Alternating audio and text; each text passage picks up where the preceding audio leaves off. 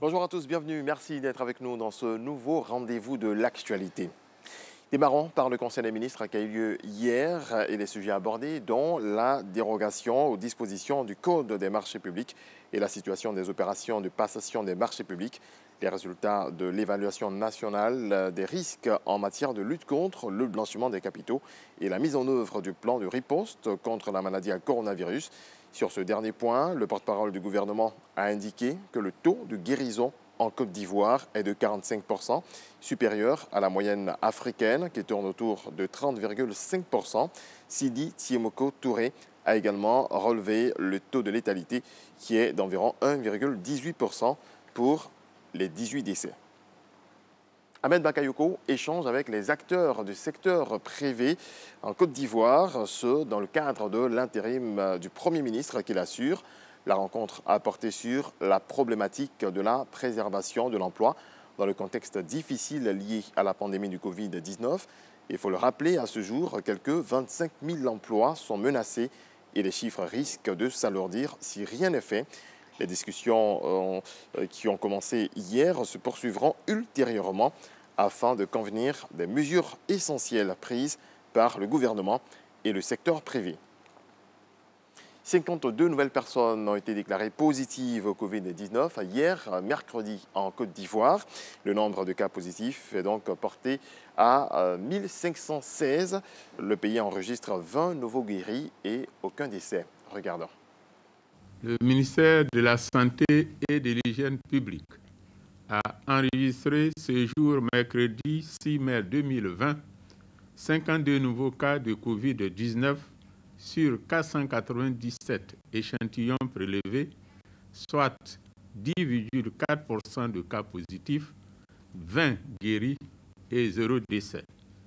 À ce jour, la Côte d'Ivoire compte donc 1516 cas confirmés, dont 721 personnes guéries, 18 décès et 777 cas actifs.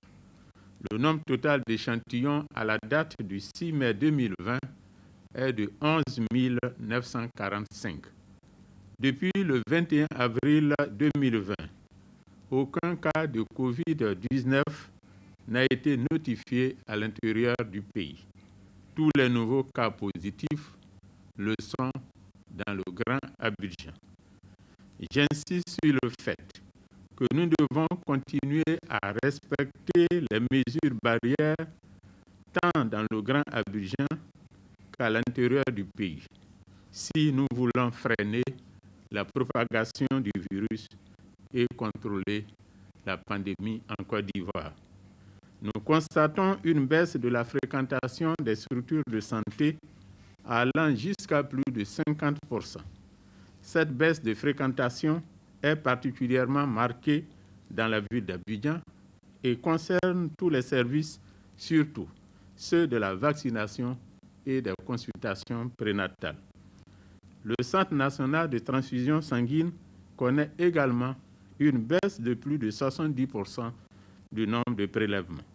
Nous invitons la population à aller donner son sang pour sauver des vies, notamment des femmes enceintes et des enfants. En effet, j'informe la population que les services de santé sont ouverts avec leur dispositif habituel d'offre de soins et continuent de recevoir les personnes ayant besoin de leurs services, quel que soit le niveau de la pyramide. Par ailleurs, devant l'apparition de signes tels que la toux, la fièvre et les difficultés respiratoires, vous êtes priés de contacter en urgence les numéros gratuits suivants, le 101, le 119, le 125 et le 143, ou de vous rendre dans un centre d'accueil et de dépistage. Je remercie et félicite tous les acteurs de la santé pour leur engagement et leur dévouement dans la lutte contre la pandémie. Sur le continent, à Abuja, les Nigérians qui ne respectent pas les mesures de sécurité mises en place pour endiguer la pandémie de coronavirus sont arrêtés par une unité spéciale Covid-19 et poursuivis devant un tribunal mobile. Le pays le plus peuplé d'Afrique compte 3145 cas positifs de Covid-19 et 103 décès. Avec l'isolement renforcé par la pandémie de coronavirus, l'intérêt pour les chatbots ou agents conversationnels en français n'a cessé de croître. L'application mobile Replica, créée par une start-up californienne, propose une présence amicale, voire romantique, à ceux qui en manquent grâce à l'intelligence artificielle. On termine au Malawi. Le chef du parti principal d'opposition du Malawi, Lazarus Chakwera, dépose sa candidature à l'élection présidentielle qui doit se rejouer le 2 juillet, malgré la pandémie de coronavirus. Saisie par l'opposition, la Cour constitutionnelle a annulé en février 2020 la victoire du chef de l'État sortant pour cause de fraude caractérisée et a ordonné une nouvelle élection. Au pouvoir depuis 2014, Peter Mutharika a été réélu en mai 2019, dès le premier tour du scrutin, crédité par la commission électorale locale de 38,5% des suffrages devant Chakwera avec 35,4% des voix. C'est tout pour ce tour d'horizon de l'actualité. Merci à toutes et à tous de votre attention. La suite de Matin Bonheur avec Alix. Bonjour Alix.